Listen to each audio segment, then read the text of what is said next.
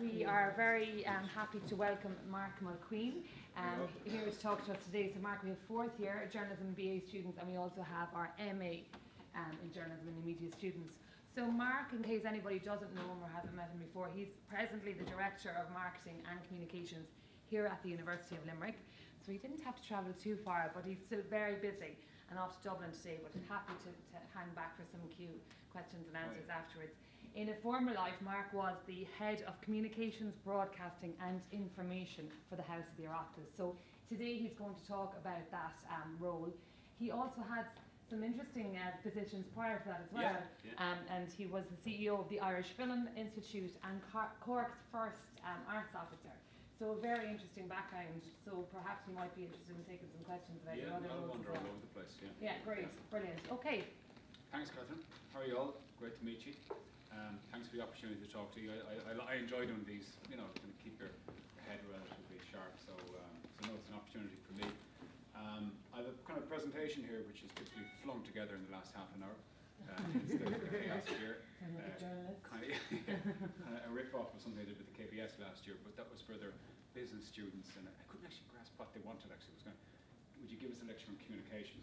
But I try to kind of picture yourselves in 20 years in your mid to senior, whatever, business people, managers, or whatever. How will you probably view communications? As a risk, as a threat, as an opportunity, as a thing you hate to do, or I don't know. I think I had to pick up Michael O'Leary, or they all want to be him. But I kind of tried to. But it's much easier talking to you guys because I spent years dealing with journalists and trying to communicate to the public, and obviously the media would be the big funnel to the public. So I'll kind of go on a circuitous presentation. I'll follow this to keep me some way on track. That's really the only reason I have a PowerPoint. But let's just see what's in it. I swear I actually wrote it. But it gives me a bit of structure. So my own background. You should also introduce yourself. I'm from Limerick.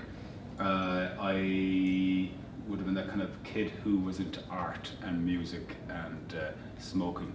And I think smoking does it because it kind of means you definitely didn't do sport. You know what I mean? That's why I mentioned it. And I enjoyed fags, but and I quit. But so I actually went to St. Munchins. I don't know anybody here from Limerick people, and I was the only person in Munchins who ever did art. And I was doing it in town, and then it was the only time they ever sat an art exam in the school. One guy sat there and watched me do my art for 2-3 hour sessions, and in my intercert, and I think that was the point at which myself and my mother kind of said, you really kind of go to a school that they're interested in art, or where it fits you, because it was totally unnatural. But went to Crescent, which is a good school in the road here, and then went to art school to study fine art, and loved art school. Didn't do too much fine art, but I loved art school. It was great crack, and made some fantastic friendships, and used college for what many people do, which is just to find yourself, I think. And but then, having not applied myself, I found myself in a damp bedsit in Dublin's Dolphins Barn in '92, and took and kind of snapped out of it was the only phrase for it. Kind of I need to having the bean. I was claiming the dole and studying. Yes, breaking the law. That's not allegedly. Being a student and claiming a dole, and generally a sense of I need to get my act together. And I saw a gig going with Mockness down in Galway, and just knuckled down to something for about the first time ever. I got the train down and went in and nailed an interview and got a great break with Mockness. They were very big at the time. They were a real kind of breakthrough theatre, performance, spectacle company. They're working with U2, who were very big at the time, and it was just scale. There was money, but money for me, put money for productions. They did big shows, they had budgets of $100,000 plus. And it was a massive break. I think it was the most useful thing I did. College was good, as I say, socially in terms of development, but that's where I learned actually those couple of years in that world. Off to Cork then, again my interviewing skills I think came to the fore, and somehow they appointed a non-Cork person to a senior Cork job. I don't know what they're at. But that was good fun. Got them the European City of Culture, and then I legged it, got itchy feet again, and went off to Dublin to run the IFI in Temple Bar. Enjoyed it, enjoyed the trips, enjoyed Cannes. It was essentially though arts management, and if you're going to do management, there's better places than the arts to do it, and that penny dropped for me. And my passion for politics was building all the time, or resurging. All my mates who I knew from art school used to say, all you ever did really was sit in the library reading with politics anyway, but I just couldn't remember that. But so I did, went back into politics and did a master's in political communications in DCU, great university, and I had a great time there. And funny enough, submitted my big unwieldy thesis and so on, ad for that for the road with the Oireachtas, and went after that and got that in 96, 97, whatever it was. But had the job, you know, you may have a job that is your complete fit, you know, and I had for 8 years in the Oireachtas, even in the great, and we'll go into it in a bit of detail, but even in the thick of sort of chaotic crises, you know, you knew you were where you should be. You know, you were comfortable with the position, you were comfortable with what should happen next. It was just a perfect fit, and really enjoyed it, and even enjoyed the bureaucracy in a sense, because it was like a kind of a beast in itself that you had to try and tame. The media were a big part of it, the politicians were a big part of it, and that was it actually. They were the big stakeholders that how I saw it, was the landscape I saw around me. But anyway, I came down to UL a year and a half ago, and we'll touch on that later on, but we'll get into the Oireachtas gig now. So yeah, this is just a kind of a structure to what I'm going to go through, but I'm really, really interested in political communication, so we're going to get to that really quickly, just pretend that we're interested in the other bits. So yeah, corporate communications. Yeah, this kind of sums it up. This is really for the consumer types. Back to here actually is a little bit like that. UL is like a semi-state, you know what I mean? It's a kind of quasi-state body, but competing in a market, trying to compete with some others for students essentially, and for money, and for funding and investment. And this is just kind of tear on. So I kind of got into some of these points here with the last one. And I'm going to do some hands up around the table now. We'll leave that slide up for a sec. But I'm going to come to something I used to do in the Oireachtas, which is to kind of summarise what we're trying to do there. The remit for the Oireachtas job and why I liked it was the aim was to build public understanding and trust in the political system. So that was literally what they had in the ad, and that was the aim. You know, that was the purpose of all the resourcing that we got. And so kind of put your hands up here. Who has trust and feels they have a good understanding of the Irish political system? Trust in and a good understanding of the Irish political system. Now, you're fairly educated, lads, so you probably, I'll drop the trust bit. How many have a decent understanding of the political system? You know, how it essentially is supposed to work constitutionally, and you know, that's not bad. I'd call that about plus 50%, I'd say. And then the trust bit, does anybody, you know, I mean, it's not perfect, right, obviously, but does anybody, in a comparative sense, feel that it's an okay political system? Taking a good kind of global perspective now, taking in North Korea, throwing in a few others, the US maybe. Hands up for, yeah, we have an okay political system. Go on. See, I sold it there. If I phrase it differently, I don't think I would have got the hands up, but I kind of pack it, but North Korea had been nudging along, a bit of the US.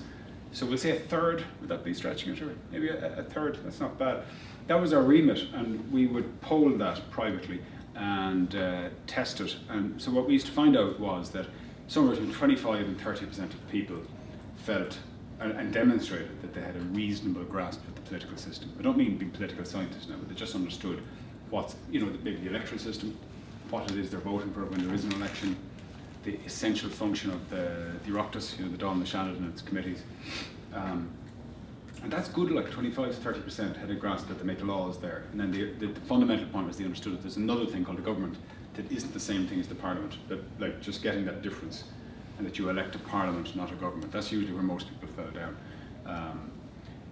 So what we discovered also was that the same people we polled, 90% plus, relied on the media to inform them. And the same people who relied on the media to inform them, the vast majority felt they weren't informed. So, you know, QED, you cannot as a state rely on the media as a public, as a body or an entity to inform the public. There's a bunch of functions, commercial, holding institutions to account, and the private sector you'd hope to account. But you can't sit back and rely on it, and that's what the Oireachtas and other political systems are starting to wake up to. Probably too late as we look at where things are at now, that they need to get proactive on it. The trust polling from the 90s through to the last decade, is it the Reith lectures, the BBC lectures? God, I used to know all this stuff off the top of my head, but anyway.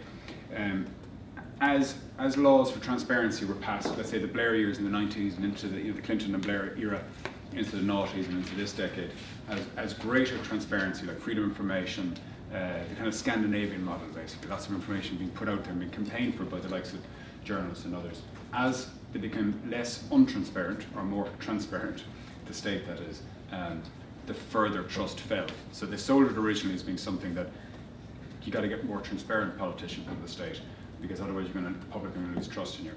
And as they became more transparent, it went the opposite direction. It just it fed the beast. Do you know what I mean? And because it was done incrementally, maybe it wasn't done in some grand sweep. Everybody's a different idea of what transparency and accessibility looks like in the first place. But it's a funny kind of a trend. The original case made by the oppositions in those kind of countries, including our own, Labour of the early 90s, for transparency, argued that this would be transformative. Bringing FOI in, you have a big lift in public trust, and they brought in FOI and we have a big drop in public trust. So humans' behaviour, things don't always go according to plan. So we've got the political system. It was always a good test because we've got to the stage now in the US, France, soon to be. No matter what happens in France, the centre is hollowing out. It's a bit like the donut effect in planning, if you've ever heard of it. If you're from Limerick, you know about it. But they over 30 years hollowed out the centre of Limerick. And everybody went to live on the donut, on the fringe on the outside. Whether it's Adair or Castle O'Connell or all these places around it. And eventually the value of the centre collapsed, and you have a semi-derelict city centre there for a decade or more. It's ditto happening. There's a political scientist called Peter Mayer. I don't know if you've heard of him. He was Irish. He passed away a couple of years ago. He wrote about the collapse of the political party system. So how do you sustain the centre? You do it by these big block parties that hold about 30 or 40% each. A big centre right and a big centre left.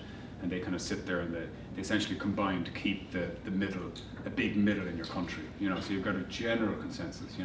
Generally some people disagree with those people about something, but they broadly buy into the judicial system, buy into the legislative system, and the kind of the conventions of the society.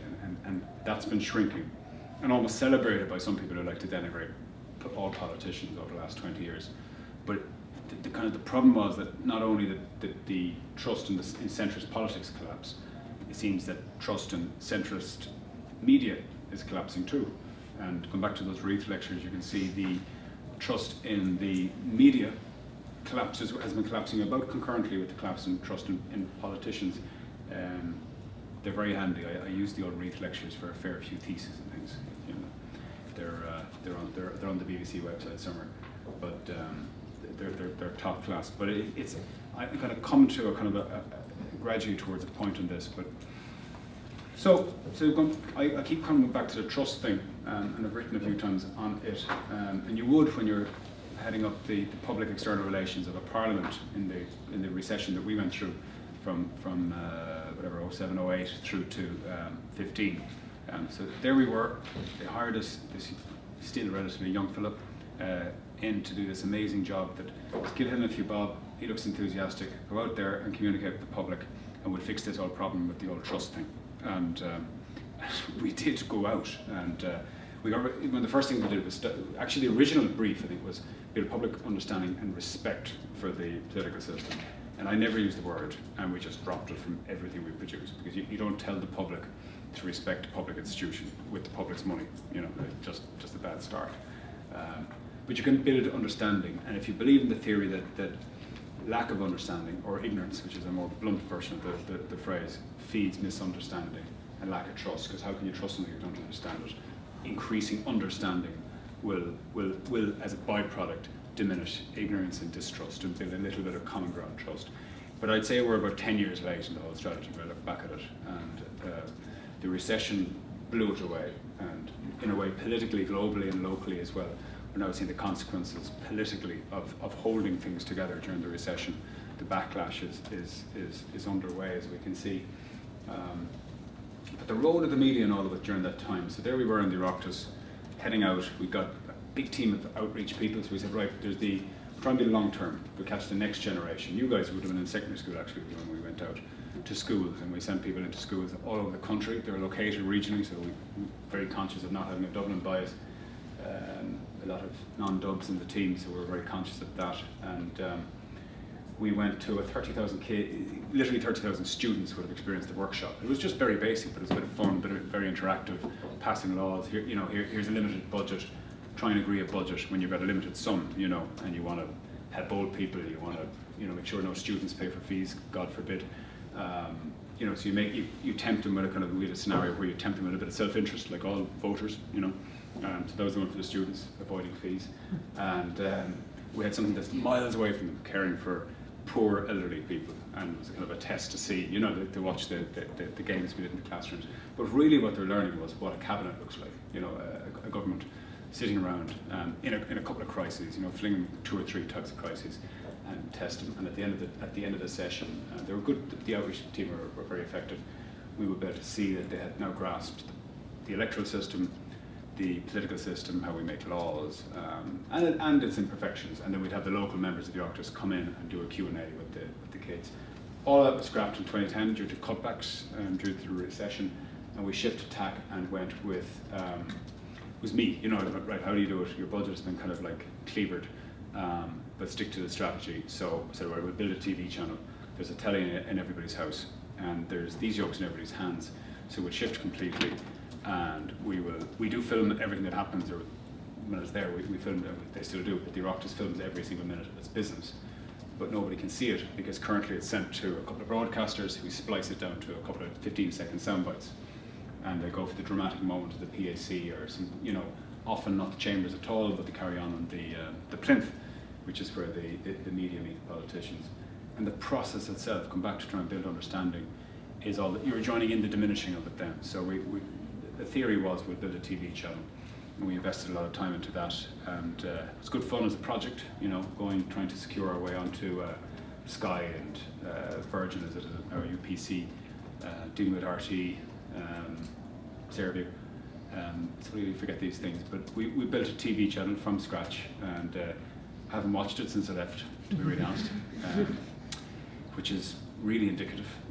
But actually, to be quite honest, Irish politics at the moment is just not that interesting.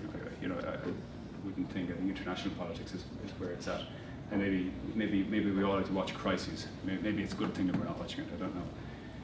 So into this page here, yeah, political comms. It was a great vantage seat sitting there in the Oireachtas. We built up this unit with broadcasting, pumping out all the committees, the 2 chambers. We had a press team for the committees. That was the action. That was a good product. They can be very interesting. They're certainly where politicians get to be unscripted and normal, with normal people on the other side of the table coming in from the different sectors, you know.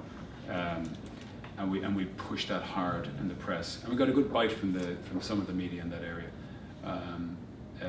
But at the root of it all, I suppose, the skills of the political communication skills of the politicians was limited, and it's nothing personal. It's not a criticism of any of the members then or now. It's a reflection on us, because that's all they are anyway. They're just us elected to a parliament, and you know, the ultimately you can have a Twitter account and you can have spin doctors and you get people writing your scripts, but if they're not very compelling people, you know, they don't have a massive amount of, or even a modicum actually of charisma. If they're not deft in argument, in today's media age, they're fairly toast, and a lot of them were. Some images of the media coverage coming up from that era, and with various leaders at the time that were just really challenged by the political and economic crisis, but I would say actually the media crisis as well. And things got blown away. Good ideas, you know, certainly legitimate ideas like paying for water, you know, became hugely toxic. It must have been very strange looking in from Europe, where, you know, they pay for all of these things, but they see it as something that they own, so they're paying for their own asset. And I think it comes down to the commons, I think, in that department, the communications. The cult bit, yeah, this is from us trying to address the obsession with the likes of Michael O'Leary down in the business school. Actually, I was having a bit of fun with that. And of course, at the time Trump hadn't been elected, because I still didn't think he would be actually. But yeah, but you know, just to kind of touch on it for a minute, and I go away from it again, because I want to kind of just kind of weave it in rather than go into it, because it's at this stage a saturation point. But it isn't unique, you know. The carry-on in 2008 around Barack Obama was absolutely similar, from a completely different cohort of people. But it was, you know, the promise of something magical and impossible. For his base, he is promising hope, just like Obama was. But to the likes of myself, it looks horrendous, but that is their hope. And when Barack Obama was selling his hope in '08, they were sitting there kind of going, that's not my hope, you know. Geez, that's not what that's not the America I want. So the kind of the cult of personality thing has been there for a very long time. In this country, we had it around popes in the past when it was a Catholic country, and in the extreme, I always think Mother Teresa is always a good example, and created and fed by the media all of the time. You know, these creatures do not come about without the involvement of the media, as you probably know. Corbyn in the UK is another cult for his people. You know, he's followed obsessively and equally disliked obsessively. It's the extreme is the point. Gerry Adams with Sinn Féin being another example.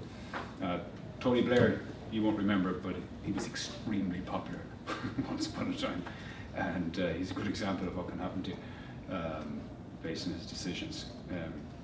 He is the man who brought, you know, the term of spin doctoring into the household. You know, he did it right in front of people's faces, and he was so good at it that people almost celebrated it for a while. And his PR man, Alistair Campbell, knocked a career out of it 20 years since. It's quite amazing. So yeah, you know, and from the political front, we've got this crowding centre. We had a huge chunk of collectivism, these big parties, the party with all the, you know, that represented all the public and industry unions, and everybody felt part of it. Peter Mayer's stats to show how that basically was the mechanism, these giant parties, for bringing everybody to buy. It was the conduit by which you got the people to buy into a political system, and they have just vanished, their membership. Is anybody here a member of a political party? One. Is there anybody else? No. And I mean, when I went to college, which is about 25 years ago, if somebody was a member of a political party, even then we would have kind of gone, we would have used various terms that I can't use because there's a camera there. But, you know, and I'm fairly used to it, because I used to go out in the last job and do a lot of talks around the head of comms side of things with the Oireachtas, and I used to enjoy doing it when we student groups in as well. And I'd say, how many of you are members of a political party? And it'd be something fairly poor like that. And then I'd say, who's a member of? And I'd go, single issues just drive me nuts.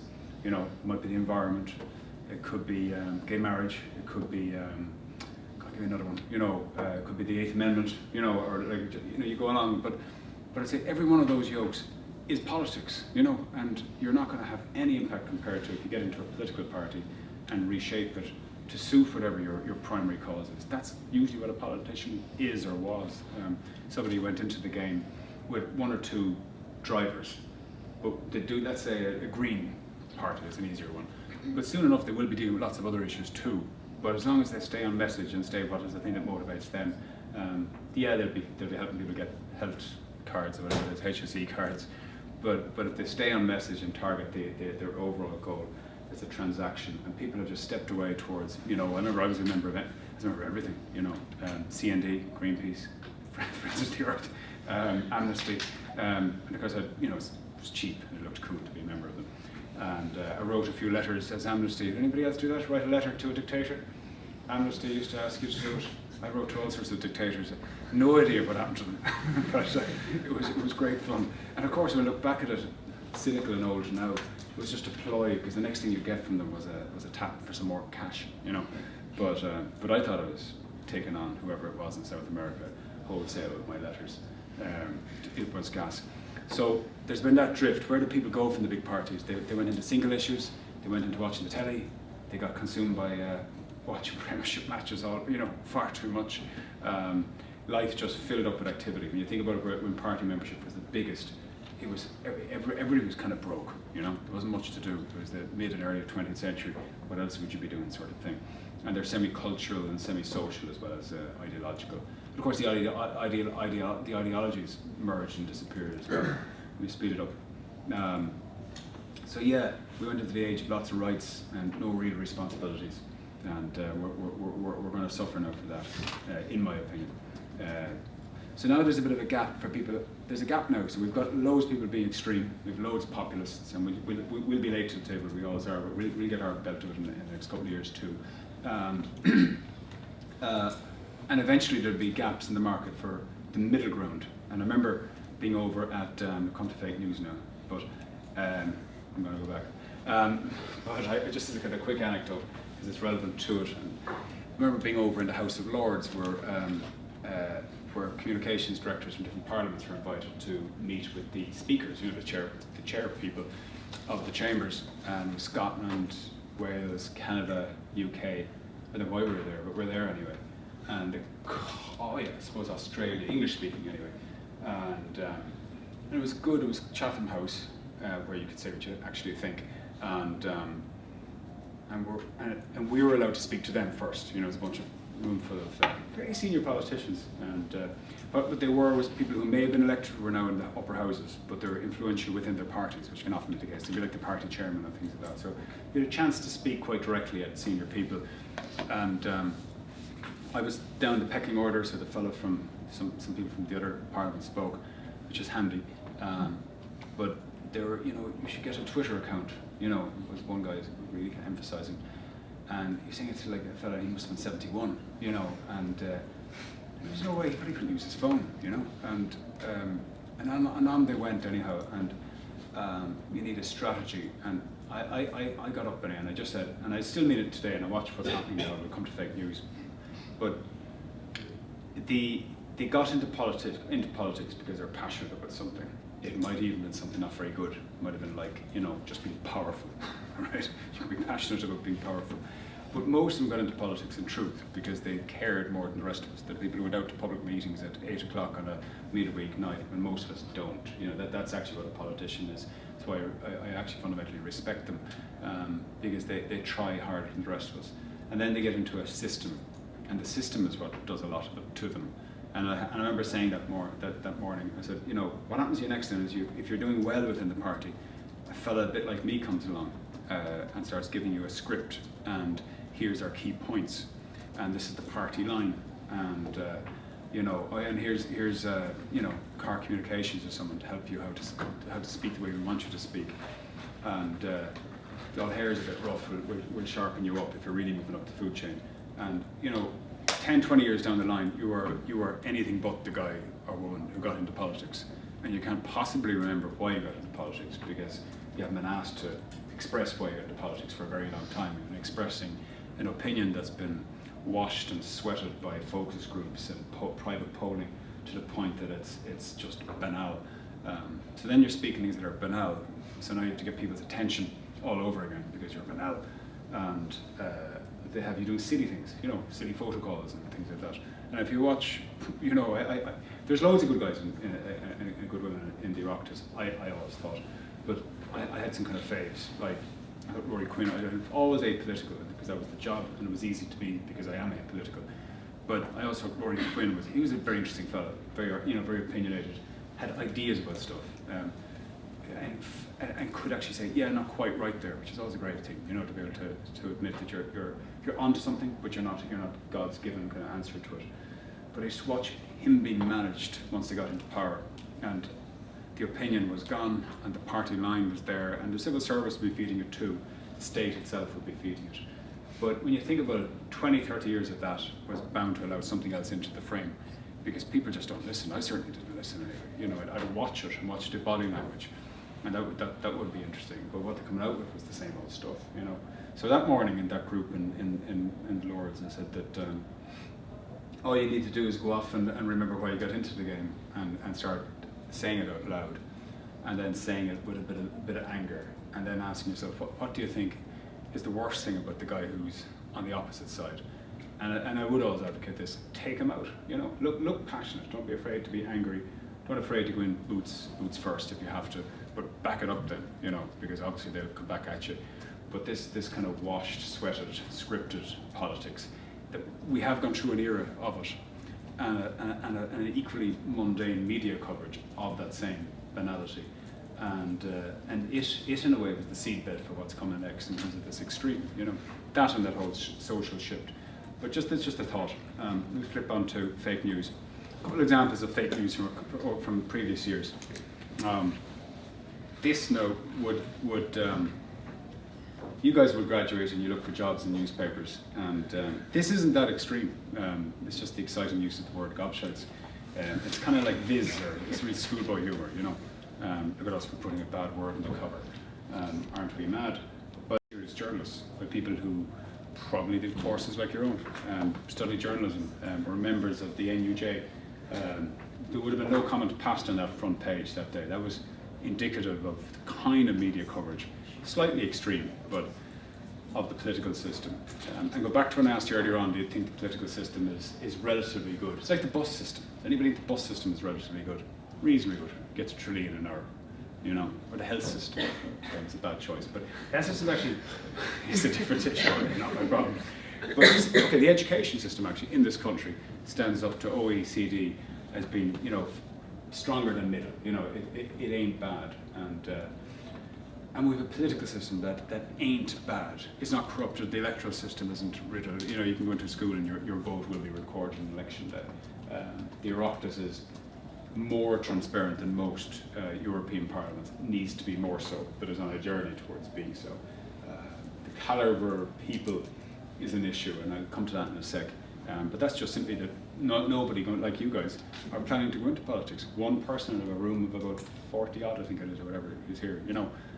So everybody's responsible for what ends up in the dog, not the people who are in the dog themselves. But that's a headline, and in my opinion, that's fake news. That's just, you know, meaningless, and it's derogatory, not just to politicians, because most of them could handle it, although they are human beings, but it's actually what has devalued the media itself and trust in journalism, because that's so close to a comic book that's what the journalists there are equating themselves with. It's just something meaningless. And I think that would be Ger Colleran. Have you met him yet? Yeah. That's his headline. Yeah. So that's why I put it there. So the next time you see him, that's it. Yeah, don't be afraid to ask him about fake news. And you know, here's more of it by the same newspaper. I won't even comment, right? But I don't think this is what you're learning to do at the moment. And we'll all do things when we get jobs in the future, but when you do this and call it journalism, you can't stand too high up on a high moral ground, or you shouldn't be able to anyway. And that kind of brings us to, I'll come to this stuff, but who holds the media to account? The medical profession are self-regulated, funnily enough. The legal profession are self-regulated, and the journalists are self-regulated. Most other sectors are regulated independently, but there's good grounds, there's a good case at least, a good argument for why the media gets to regulate itself. But it should be discussed, and the only people who get to frame that discussion are, funny enough, the media. So it's a funny thing when something goes awry. Take INM at the moment and some of the coverage of their owner. You know, someday somebody will write about it and analyse it and do so scientifically, and you will see that journalists, people who maybe did discourse here, are party to self-censorship to some degree, and framing and agenda setting. And it's a funny thing, and it's worth kind of calling out, and if we're going to get a chance to talk to people who are going to be journalists, it's a funny course to be doing and a career to be heading into, because it's a sector that is in kind of a sense of crisis in terms of confidence in where it's going. It deserves to be scrutinised and criticised, certainly in my opinion. And yet the need for it has never been greater when you look at what's going on around the place. So it's a kind of you know, if you did accountancy, it wouldn't be the same debate. You know what I mean? Here's the rules, learn them, you're bright at numbers, off you go, you're going to make a few quid, and you basically be an accountant. But what you're heading into is, I think, fascinating, very, very interesting, but not black and white, you know, but by a long shot. Everything's coming at it. It's been disrupted from within, I think, by headlines like that, and has been for a very long time. The evidence there show that your audience have less and less trust in the profession and the business, because they're two different things, I suppose, the profession and the business. And what's it going to do about it? And it's got an advantage in the sense that it's so independent compared to other sectors. Maybe it's a bit late, but I do touch on the regulation bit there. So yeah, how to deal with inaccurate, biased, and lazy media. Come back to the Oireachtas. We had loads of it.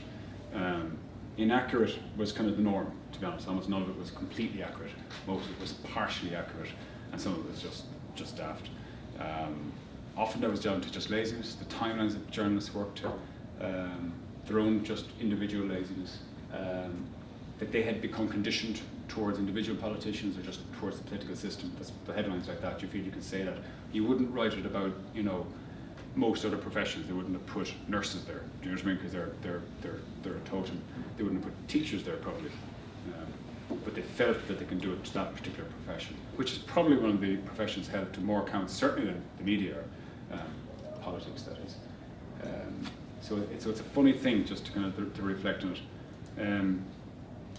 So yeah, fake news is fantastic. I'm doing an article on it at the moment, and I'm going to do it from this job's perspective, or from the kind of the marketing, branding perspective. And my kind of hunch from private or big public sector bodies is that the organisations with the strongest brand will stand up to it the most. The organisations or entities or individuals with the weakest brand will be the most susceptible to it. And of course that'll produce loads of fairly shoddy organisations looking for brand strategies quickly. But in a way, a brand is acquired. You know what I mean? It's like applied to individuals in this room.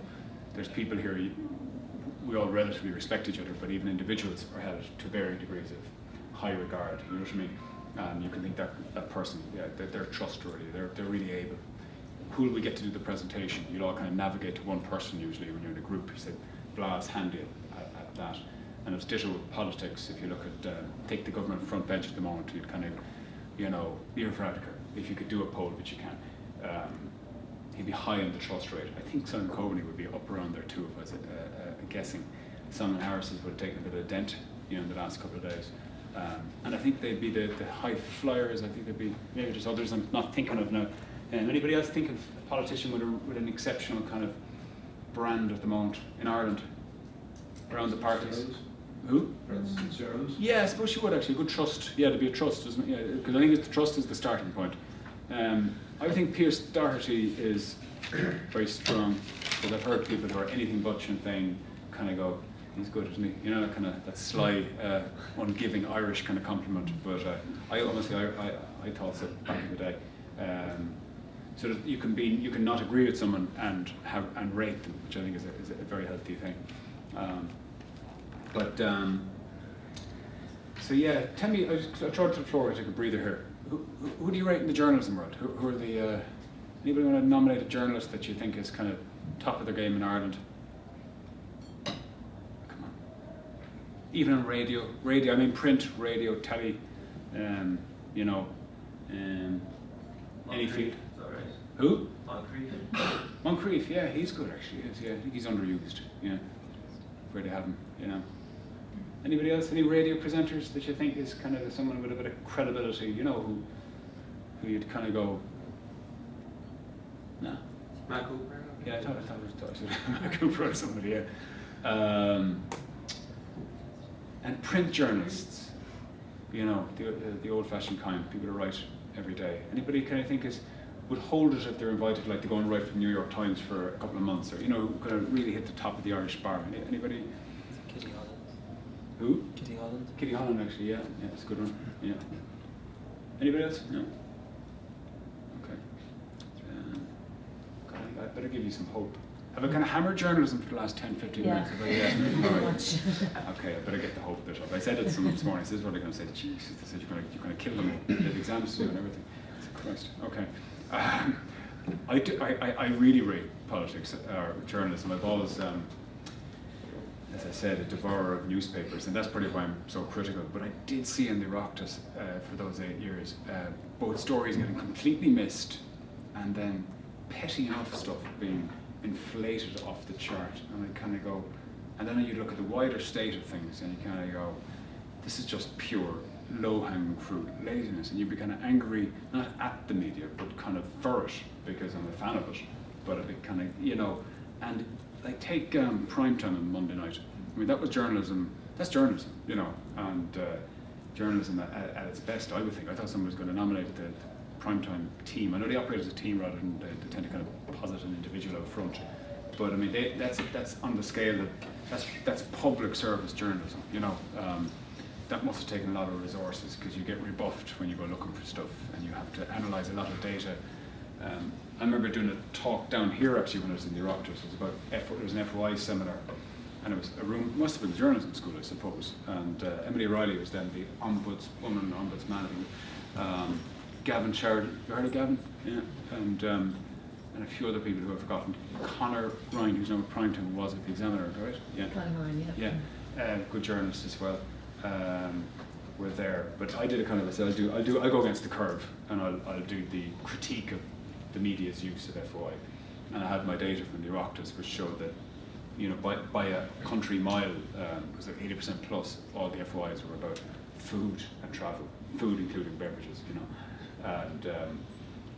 and so there's you're given a device, you know, and this is what they've used it for, you know, these, and with a word bubble or whatever, and it was pints, beverages, the bar, and, you know, after all the battle to get freedom of information, the obsession was with how many pints were being consumed at the Dáil bar, which is legitimate, but it's not really going to determine the state of the country in the next 25 years, in truth, you know. It's a national issue, the consumption of alcohol. It's not unique to there, but it was a funny old exchange. Okay, crisis comes. I'm going to move away from it. We did a lot of this in the Oireachtas. Did a little bit in the IFI as well. Big institutions, the UL actually would have it as well. I don't know if you'd be anyway tuned into that sort of thing, but institutions, I think, anyway, have varying thresholds of brand sensitivity. So the Oireachtas could have headlines that were scathing day in, day out, and they wouldn't even be mentioned at a staff meeting inside there. You know, it was just like, off we go, whatever's happening, whatever's today's crises were the norm, so we never called them a crisis because it was just what's going on. We'd be shoving out the good news, you know, the work of the PAC and the committees and elements of the Dáil. We'd be all the time targeting regionally and locally.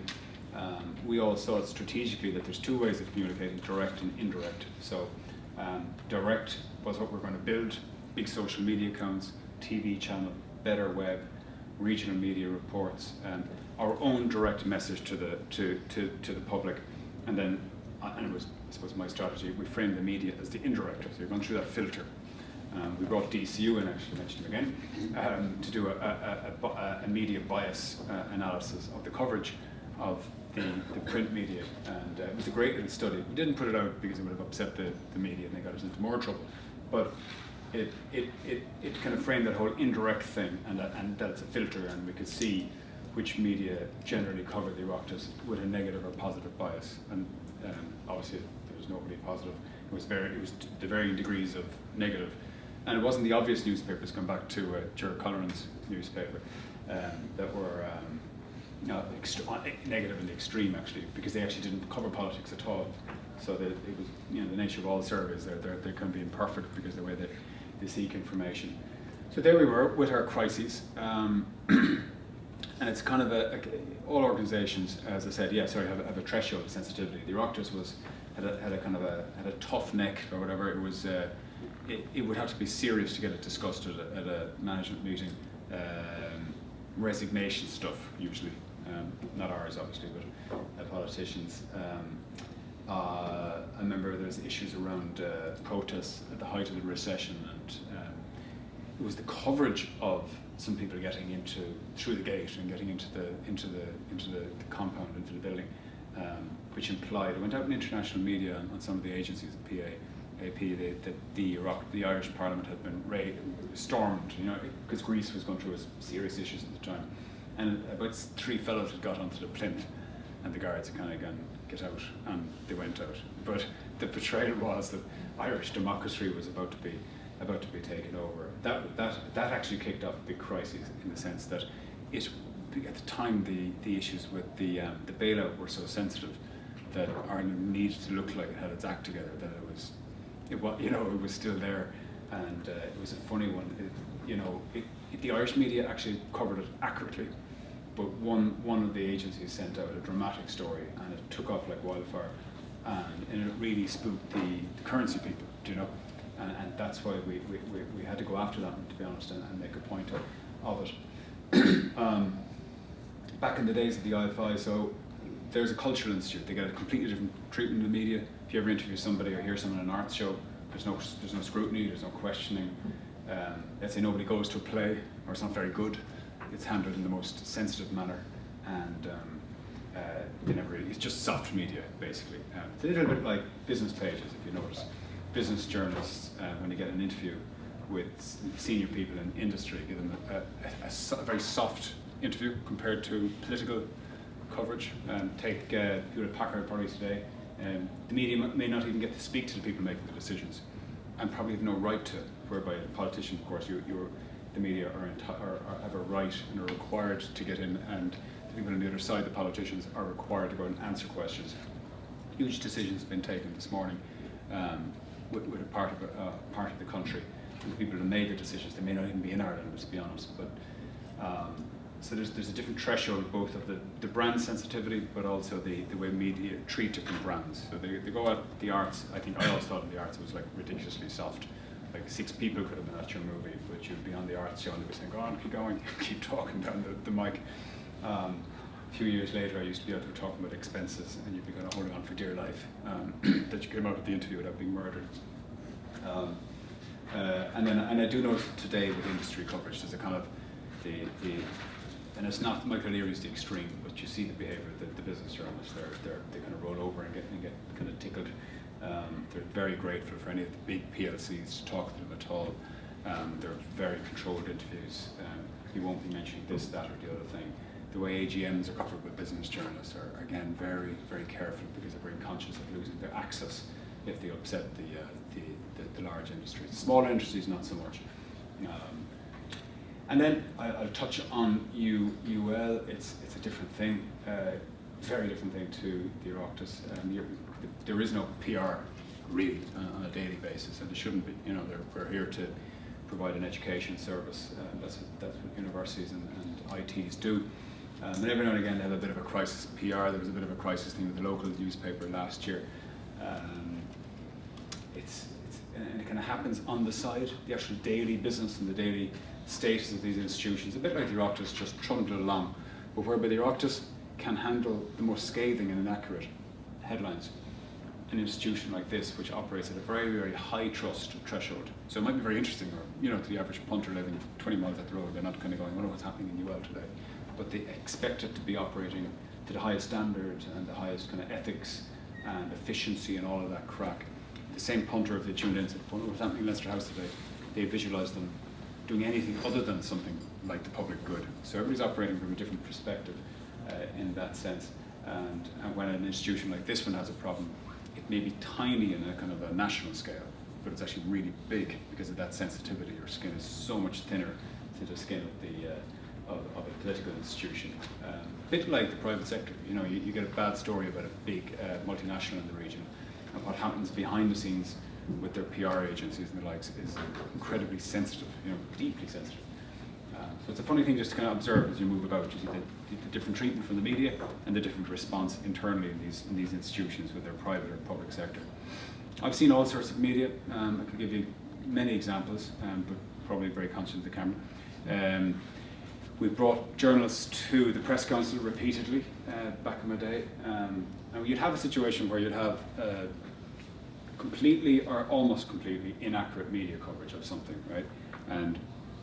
And in fairness, you'd have not always politicians, senior officials as well, portrayed in a way, and you'd be called into the room and said, look at that, the newspaper there, and you'd kind of head up, kind of go, God, I'm going to get killed. Some of it was your fault, the communications guy.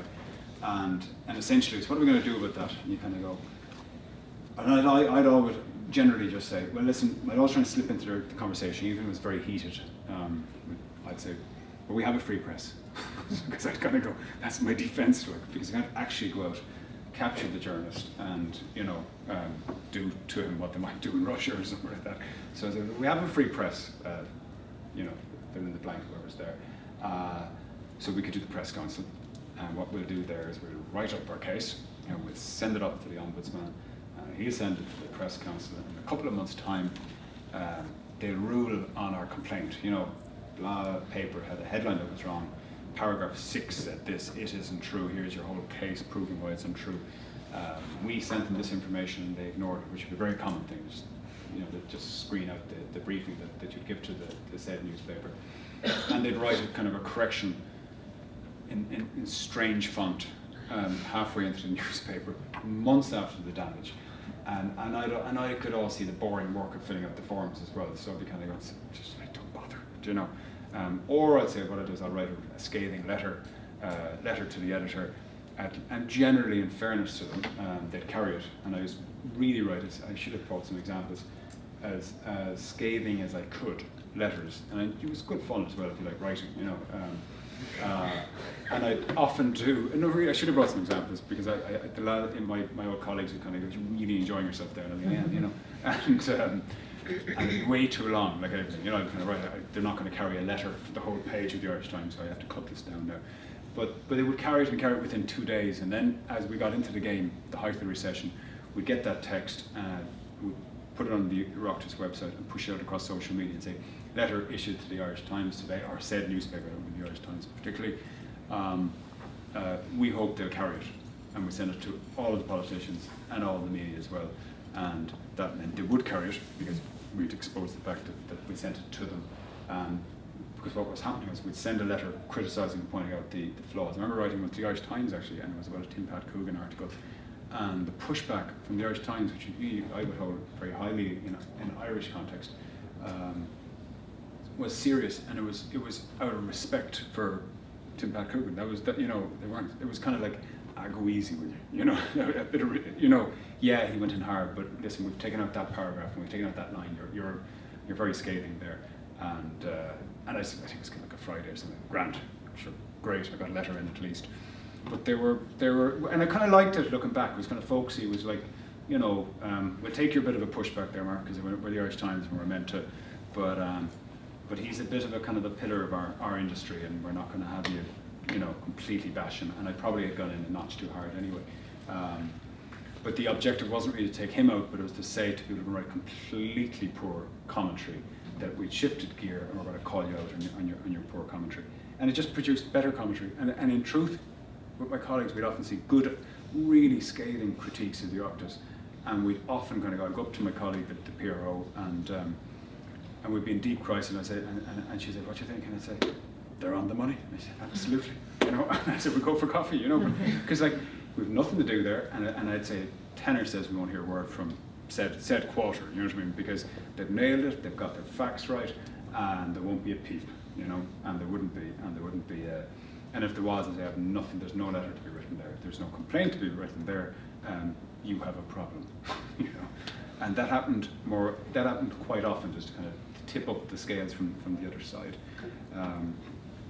So yeah. Think of a tone, think of style, think of the public's perception side of it. It's always conscious of perception. That's the game we're in, as you guys can see now. It's strange from a journalistic point of view because I'm just saying it would be brilliant if you're really accurate and factual. But it's the manner in which you present it, how that's perceived, is the real transaction. And I mean, you guys are going to have to be versatile across all media. Written media is probably going to be the least of it. The ability to write is going to be so crucial, so you can script and come up with really good lines and, you know, hooks. But it's going to be very, very, very visual, rightly or wrongly. That's where we're heading. I'll speed up. Jeez, I'm raving along too much. So yeah, means to an end. Yeah, don't be consumed by the mediums. Yeah. In the marketing world, I'd be obsessed with content. I can't believe how conventional everybody is. I think journalists too. With all the technology there's some fantastic stuff happening online, but it's probably not happening in Ireland in truth. But there's some super, very independent magazines and content happening digitally in the States and abroad. And I threw in a line there, I cannot see it actually, but anyway, it's there somewhere, which was to say to you guys that you should think like entrepreneurially, because you've all the means of doing it.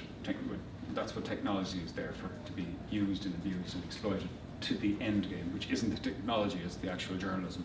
But you can do everything from visuals to graphics to, you know, pop-up videos and everything else. And to go at it with as much creativity, and maybe it's the art school background, but I find everything incredibly conventional. And an awful lot of people are being taught, it's like you're being taught a convention that's kind of dying outside in the world. So it's very, very fluid. And I think the thing that they won't be able to capture in an algorithm is the creativity, you know. So I think push towards that end and don't worry about the convention, because they're dying. But yeah, that was my slide. I realised it was being very miserable. Yeah, the hope bit. Didn't think it was very hopeful though. Let's rattle through the hope bit and then I'll wrap up and we'll do some Q&A. Well, the means to have an end, yeah, the means to have an impact has never been greater. The entrepreneurial bit, you guys can create, you know, the blogging being probably one of the best formats still. I love podcasting myself. You're basically a broadcaster. You can delete it if it's crap and start again, which is great. And I'm going to start doing it. I'm going to drive to Dublin now. I'm going to plug into the New Yorker podcast the whole way up the motorway and kind of skim through the bits I don't like. And it's just amazing, the kind of liberation of content.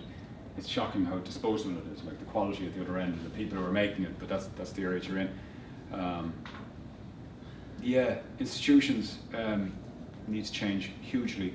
They're generally very, very slow to do it. This one wouldn't be an exception to that, unfortunately, but I think we're going to change it dramatically. I keep using the line back into UL actually, that everything else is regulated and controlled and standardised and unions and HEAs and but how you tell your story and how you present yourself, there's nobody regulating it. You can be as colourful and dramatic and different and mould breaking as you like. There's nobody saying, the state doesn't like your logo or your video content or your Facebook account or whatever. So places like this are so free to be unconventional. It's shocking how conventional they are after all that. So that certainly would be my own mantra to my own team. I think the fake news thing is a huge opportunity for the dying media because I think it's going to come now for a while. Really, the trust levels are going to be in the toilet for quite a few years. What's something starting at the moment? It's not ending, or it's not just playing out. I would think the explosion of fake news, the absolute disruption of what's truth and not truth. Those terms we get, the alternative facts, which is an amazing term, are coming at us on a scale unimaginable just a couple of years ago. But I think out of the other side of that will come a kind of high pay grade journalism that is trusted and tested and worth paying for, to come back to the point of, you have to make a living out of this at the end of the day.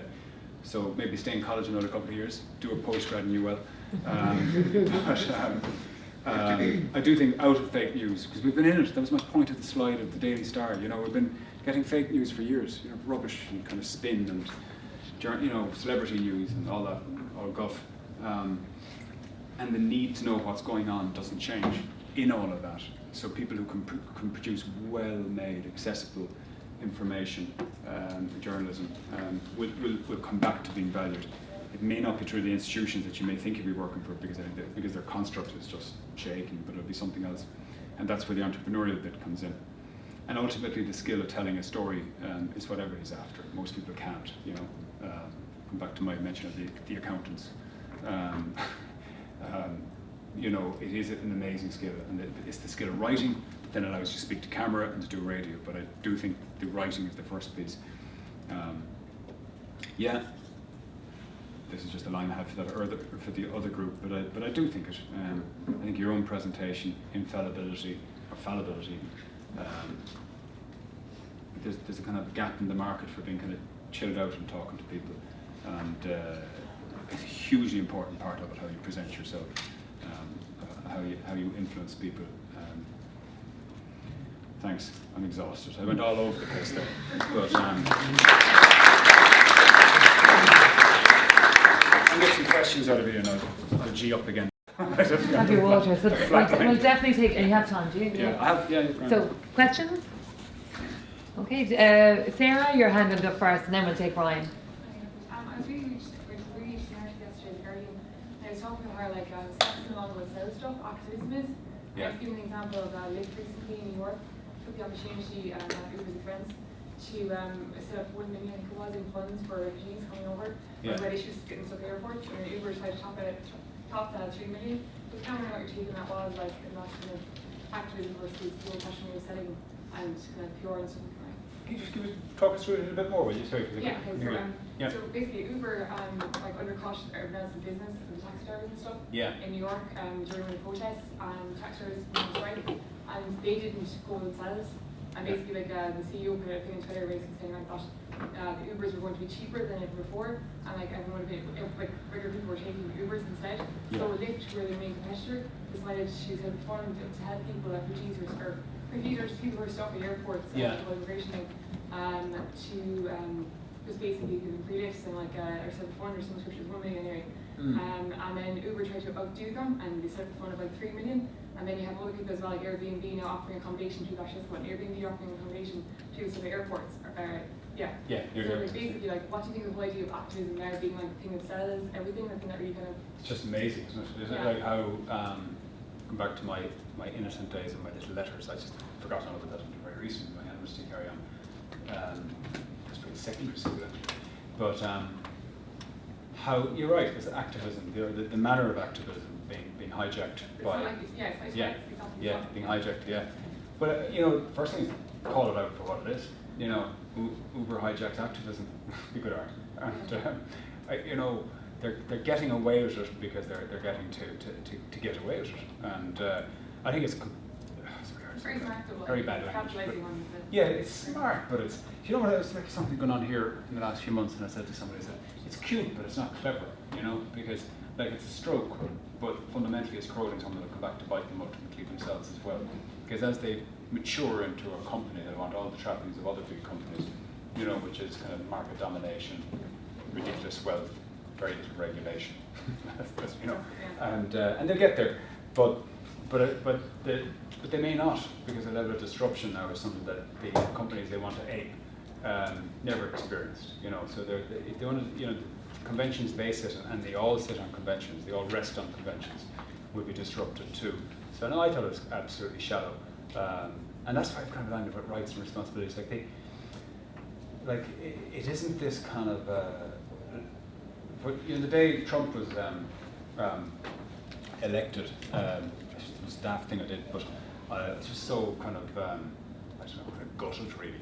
But I never have anything on my Twitter bio, but I just typed in the word liberal, because I kind of said, from this day, you have to start standing up. Do you know what I mean? Or not being you can't just be happy-go-lucky liberal that doesn't mention that he's liberal.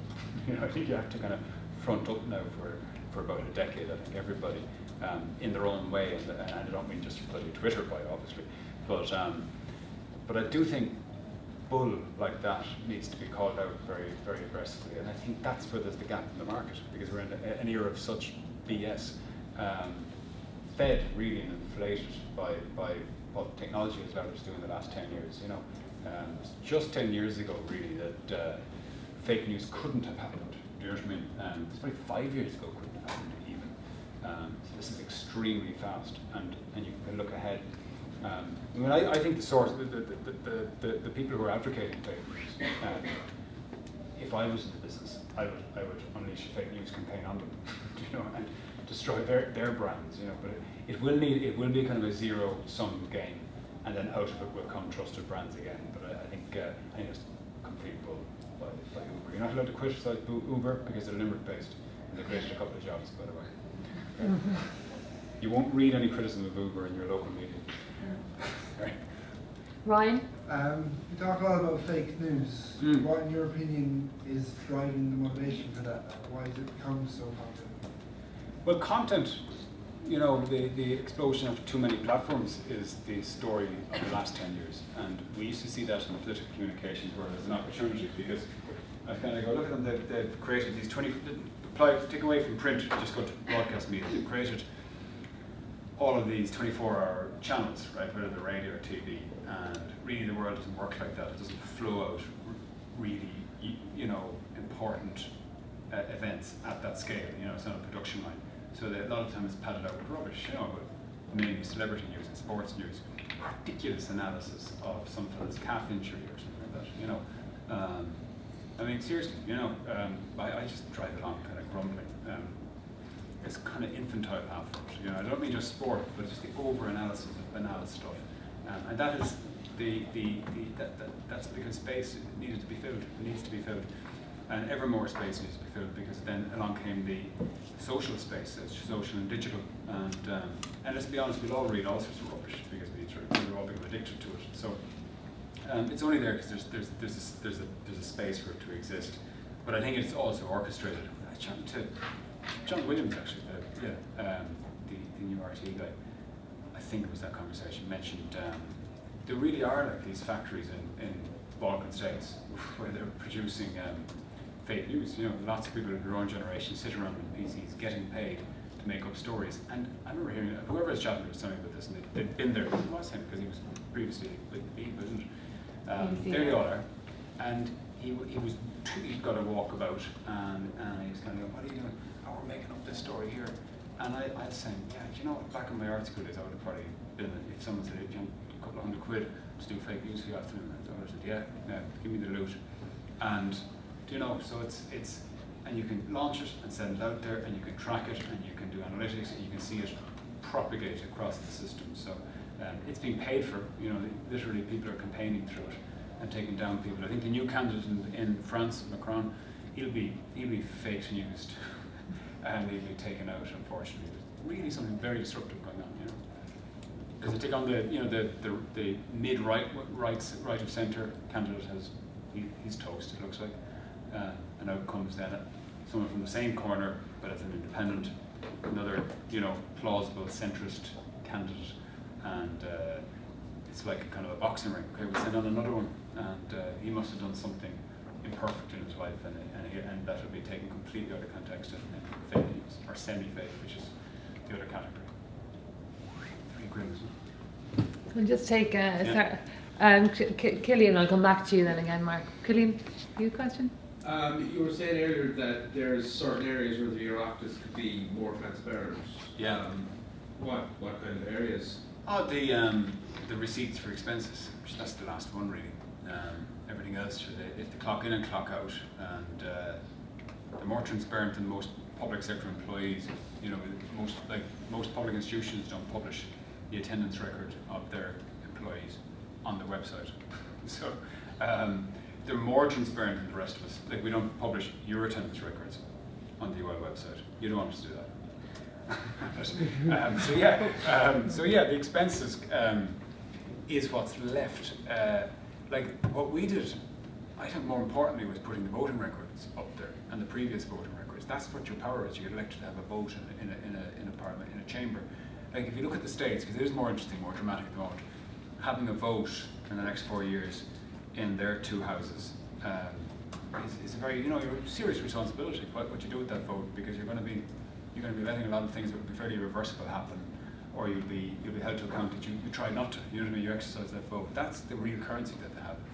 The rest of it is varying degrees of peripheral. But being a elected politician is that you get a vote and you can change the law, or you can approve of laws, or the continuance of laws. You know. But the thing that everybody wants is to know exactly what their expenses are. You know, and I think they should publish them, and I advocated it, and we're damn close to it as well. And it could be done, you know, scanner, just a system of, systems can always be found.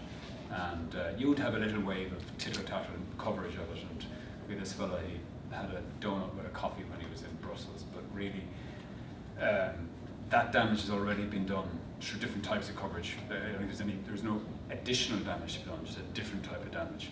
But there's a bit of a gain over here. A middle ground of people will say, grand, they're transparent, I can stop worrying about that now, I look at how they behave in the chamber and what their actual politics are. Yeah. Ashton, did you have a question? And then, sorry, what's Ian Munley? We'll just take Ashton, and do your hand up? No, oh, sorry, Ian, go ahead. So I think I actually disagree with you a little bit about fake news, because I mean, I'm from the States, and I think what we've seen is that when fake news goes out there, it is so incredibly explosive that any attempt to correct it or sort of like make it known that it's fake is so much less widely circulated. And what fake news does is it allows people to just turn away from anything and say, I can choose like whatever I want to believe, because I will always have an avenue to sort of like vindicate my own beliefs. Like I can just look away from the truth and say, oh, that's fake, but I can take solace in that because that's telling me that I'm right, that I'm not wrong. So I don't think it's just destructive. It doesn't just tear institutions and people down. It provides protection for people who don't want to feel like they're wrong. And I don't think we're going to see that dissipate. I think that is like fake news is just its infancy. Oh, that's, I mean, I think it's probably at the beginning of something. Yeah, it's just going to get better at what it's doing. So I mean, how do we go about that certification? How do we go about calling out the fake news? And when you call fake news out as fake news, all of a sudden you're fake news. I don't think I wouldn't call it fake news. I would have true news. Sorry to keep the whole thing going. as a type of news. I have a counter definition, and you're dead right. It's a bit like my analogy with the press council. You know, by the time you try and correct a thing, people have moved on. They kind of go, "Oh, he's that way. Jeez, God, don't like him." You know, you process it in milliseconds. The headline could do it. You know, the distorted photo. You know, fake photos could do it. You know, we're all just kind of flicking that and going, "Oh, no, he was that dodgy" or something like that. And it's happening on layers. You know, so I would think that it's better to have a completely different approach to presenting true news and let people be making a choice, have gateways to the two types. But I would think if I was at a national level, whether in state or the media, is I would be going after the sources of fake news, and I would be exposing it. And you need people to become really, really vigilant and conscious that that's fake news. Like, so it isn't something to be diminished or pushed. It's not going to be pushed. I agree with you. It's not going to be pushed to the fringes. It's only going to take off now. And I do think the French election is going to be very interesting. As another, I've really seen it used as a weapon. But I think what you need to do is, the only problem with it, of course, is the sources, the countries where it's probably being sponsored from, don't have a free media and they don't have democracy. So what's going to do to themselves? I don't have the solution, but I do think true news needs to be almost branded as being that, and I think people will start paying for good journalism. It's funny now, I was watching Twitter one day there, and 2 Irish journalists were on Twitter, and they're kind of going, it's just, you know, 2 guys I know, so I won't name them, but they're something that happened internationally, and this is why we need good journalism. The 2 lads, totally lacking self-consciousness, were assuming that both of them were producers of good journalism, and it was funny how good journalism, not just guys who work for an okay newspaper, because that's just turgid old stuff, you know. But good journalism needs to become a premium, and I think it will become something that you pay for over time, not initially. But I mean, I as I say, I'd pay for the FT and 1 or 2 other newspapers, and out of my own pocket now. And it's really, really worth it. I pay twice as much, to be honest, at the charge of because there's such super big articles written by people who know their stuff, and it's very hard to read a book at the same time because journalism is very accessible compared to a book, you know. So I do think there's hope, and I do think politics, because of its trust, that's why I started with my whole thing with the history, you know, the back end of politics, that the trust is so low that it's primed for this sort of a technique. But I used VW in an article I'm reading. You know, you could go after VW because there's a question mark over their brand over the last 2 years, and you could flood them with fake news too. You know, an opponent could sponsor a fake news campaign and do incredible damage. And if you apply that, you apply to a lot of things. You know what I mean? I'm trying to think of what you couldn't apply it to. You know, but and it gets shared and propagated and commented, and it's very corrosive. You know, the other thing with bad news, or crisis, go back to my PR side of the job. I'd always say to teams that, okay, so we've got the crisis. This isn't good. We've got a kind of containment strategy, but get a good news story out. And if you can find any others, get them out quickly. And I do think if you watch the HSC, they got some good news out on Tuesday. And it was straight out of that PR book, that if you're getting hit on the bad news on Monday, there was a new facility announced that's about almost ready. Yeah, but then they also said that was previously promised exactly this time last year as well. Yeah, oh no, exactly. But that's the trust threshold is in the toilet. Mark, did you have a question? Another question? Yeah, just a question about your role at the University of Limerick. Yeah. You described it as university as a quasi-state university competing in the market. You spoke a lot about branding.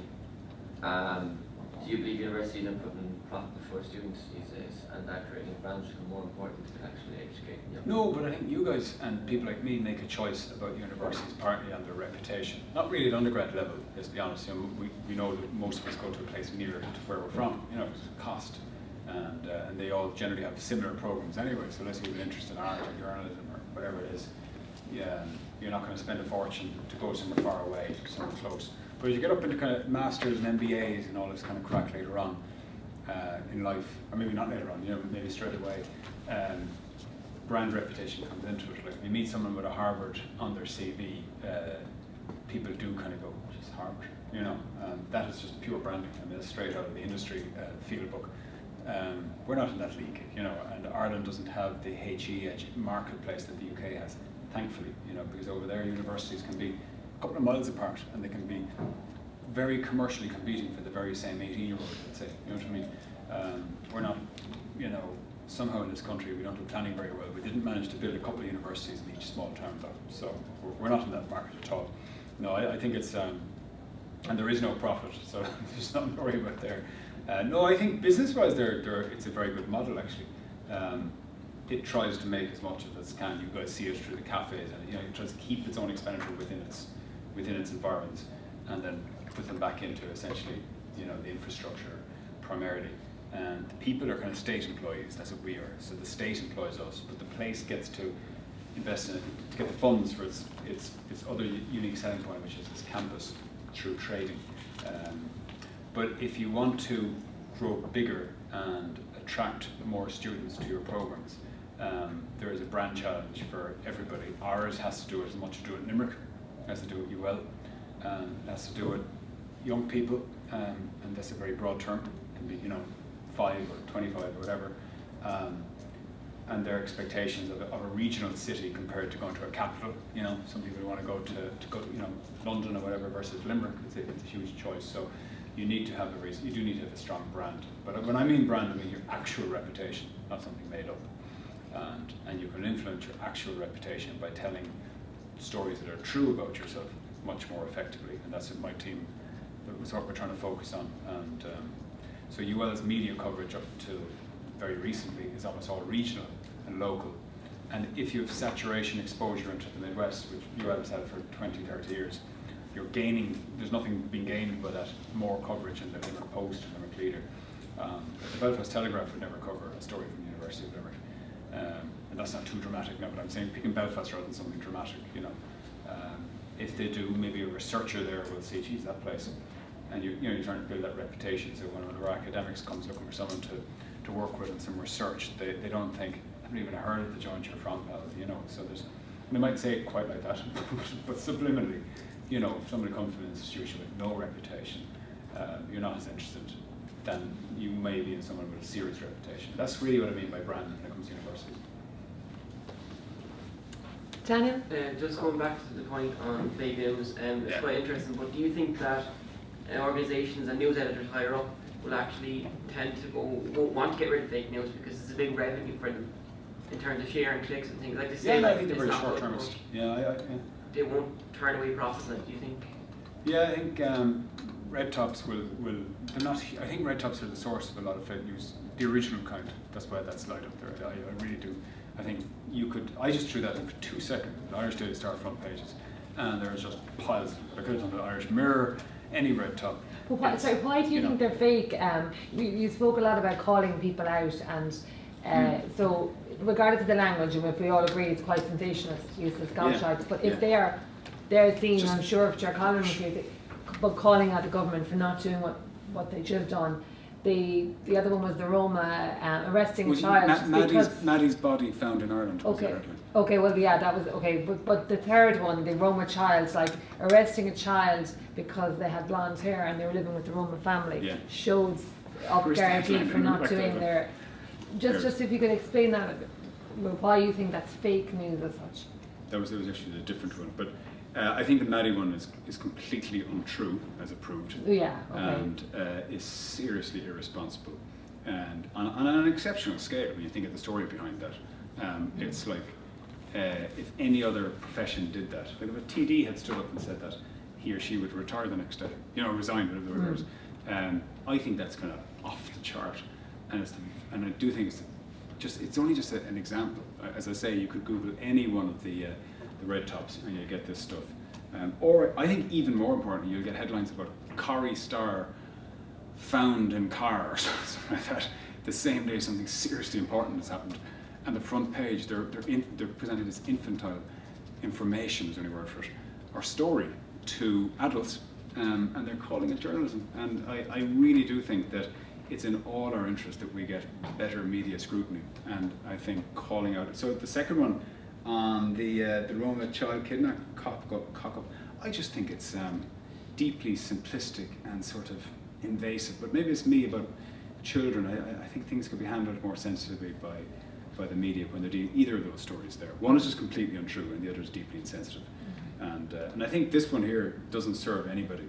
But there was loads of them around that time, and I used to kind of go, because we had incidents. We had a junior minister take his life during the height of the recession, and it was social media abuse that seems to have been his problem, you know.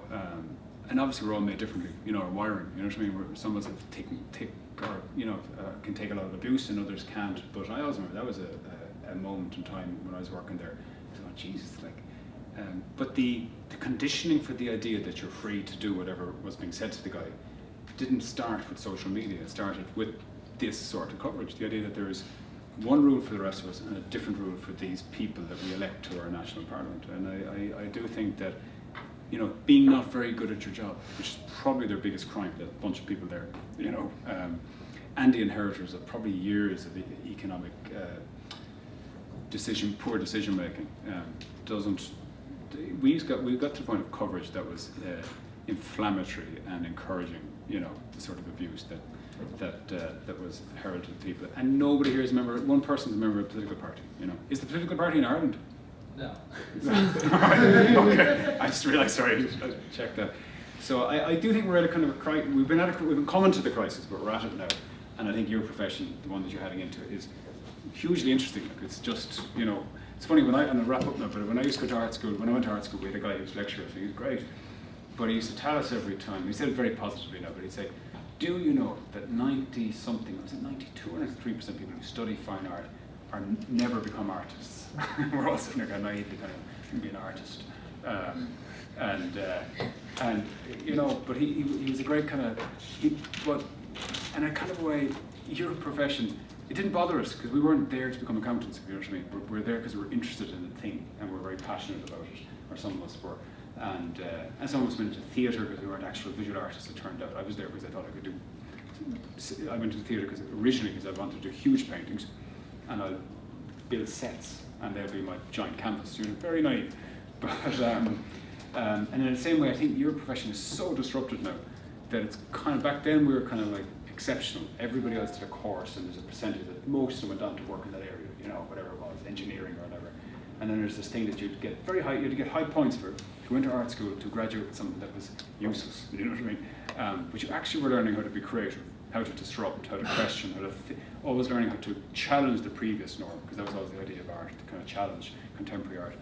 And in a way, I just want to kind of touch on that point with you guys, that I think your world is that disrupted now. It's, you know, it says the conventions are just being smashed, you know, and it's kind of literary right now. So it's kind of fascinating.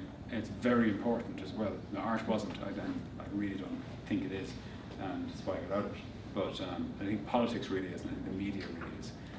Health is handy too, keeps us alive for a while. But no, it's just, I suppose it's going to wrap up. It's a fascinating area to go into, but I think it's so smashed up. I think it's been party to its own disruption. Technology really has done it too, you know. It's just an incredible kind of a storm that's coming at everybody. But journalism will be part of the kind of the battle to see where we end up over the next 10 years. Now, I'll wrap it up. There's a hand up down there, sorry. Yeah, sorry. Truthfully, I only became interested in politics quite recently because I just finished watching the ticket. Yeah. Actually, on It's that great day, fun, yeah. It's like, I found that show really interesting because it actually showed really human sides of politicians and that they can cock up themselves and they're kind of showing kind of fragile and anxious all the time. Yeah. How the public can see them and stuff. Yeah. And I think that show as well, it showed like journalists become kind of involved in politics or go from journalism to politics. Yeah. And politics to journalism. Yeah. Without sounding facetious, in the next 10, 20 years, do you see journalism or politicians, journalists or politicians being more influential? Being rich? Which profession do you see being more influential in the next 10 years? God, that's a really good one actually, yeah. I would think politics. Because I think media is in a really bad place. I really do. I think that, like I do sports journalism, because we're all going to be goggle-boxed, you know. I'm rereading Brave New World, which I would have read back in college, Aldous Huxley, and you know, we're all happy to analyse, why did that game go wrong? You know, we've like 4 hours of analysing a bloody rugby match. I love rugby, you know, I'm an absolute fanatic for it. But I kind of, right, the ball's up and knocked off the TV. I don't need to listen to a bunch of lads talking about it for 4 hours.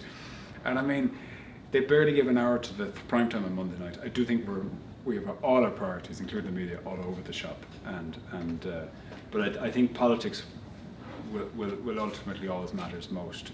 Good and bad politics has a huge impact. You know, bad politics has serious consequence, and it plays out fairly quickly. You know, good politics is a slower impact. You know, but I do think, like, we're in a university that people who are dead literally made good political decisions about, and education system that made good political decisions about, and I benefited and you guys are benefiting, and that's politics in my book. You know, that's what politics kind of matters.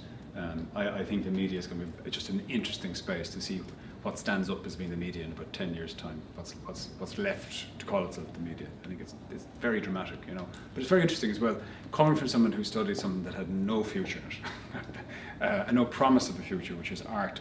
And I think it was the best skill to get, actually, just all that creativity and questioning of things. So I'm not trying to present it as a negative. I think it's kind of the front line, you know, but it could go either way. Thanks.